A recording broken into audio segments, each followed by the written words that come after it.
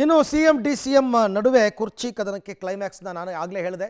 ಬಹುತೇಕ ನಾಳೆ ನಾಡಿದ್ರಲ್ಲಿ ಎಲ್ಲವೂ ಕೂಡ ಡಿಸೈಡ್ ಆಗಬಹುದು ಅಂತಂದ್ಬಿಟ್ಟು, ಏನೇ ಆದರೂ ಡೆಲ್ಲಿಯಲ್ಲೇ ಮಾತು, ಡೆಲ್ಲಿಯಲ್ಲೇ ಡಿಸೈಡ್, ಅಲ್ಲೇ ಆಟ ಫಿನಿಶ್.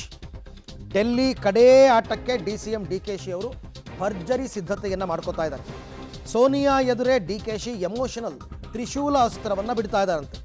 ಗಾಂಧಿ ಕುಟುಂಬದ ಮೂವರಲ್ಲಿ ಯಾರವರ ಡಿಕೆಶಿಗೆ ಸಿಗುತ್ತೆ? ಮೂವರು ಅಂತಂದರೆ ಸೋನಿಯಾ ಗಾಂಧಿ, ರಾಹುಲ್ ಗಾಂಧಿ, ಪ್ರಿಯಾಂಕಾ ವಾದ್ರಾ.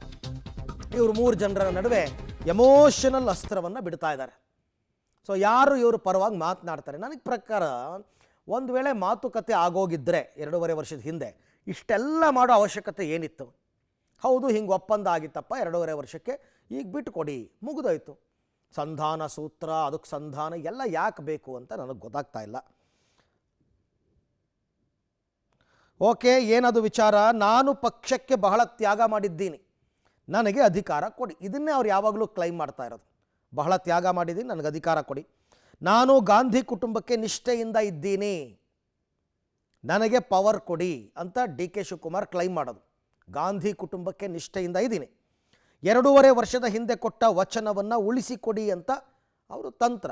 ಕೊಟ್ಟಿದ್ದರೆ ಬಿಟ್ಕೊಡ್ಬೇಕು, ಬೇರೆ ದಾರಿ ಇಲ್ಲ. ಅವ್ರುಗಳು ತಾನೇ ಸಂಧಾನ ಹಿಂಗೆ ಮಾಡಿಬಿಡ್ತಾರೆ, ಕೊಡಬೇಕು. 3 ಎಮೋಷನಲ್ ತ್ರಿಶೂಲ ಅಸ್ತ್ರಗಳನ್ನು ಪ್ರಯೋಗಿಸೋದಕ್ಕೆ ಪ್ಲ್ಯಾನ್ ಮಾಡ್ಕೊಂಡಿದ್ದಾರಂತೆ. ಸೋನಿಯಾ ಗಾಂಧಿ, ರಾಹುಲ್ ಗಾಂಧಿ ಮುಂದಿಡೋದಕ್ಕೆ ಡಿ ಕೆ ಶಿವಕುಮಾರ್ ಈಗ ತಂತ್ರಗಾರಿಕೆಯನ್ನು ನಡೆಸಿದ್ದಾರೆ. ಅದೇ ಸಭೆಯಲ್ಲಿ ಡಿಸೈಡ್ ಆಗುತ್ತೆ, ಎಲ್ಲ ಡೆಲ್ಲಿನಲ್ಲೇ ಆಗಬೇಕು. ಹೆಂಗೆ ಇವರು ನಾಯಕರನ್ನು ಕನ್ವಿನ್ಸ್ ಮಾಡ್ತಾರೆ ಅಂತ ನೋಡಬೇಕು. ಕನ್ವಿನ್ಸ್ ಮಾಡೋದೇನಿಲ್ಲ, ಹಠ ಹಿಡಿದ್ರೆ ಸಿದ್ದರಾಮಯ್ಯನವರೇ ಹಠ ಹಿಡಿಬೇಕು.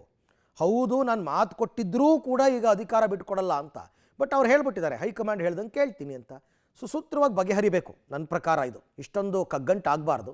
ನೋಡೋಣ.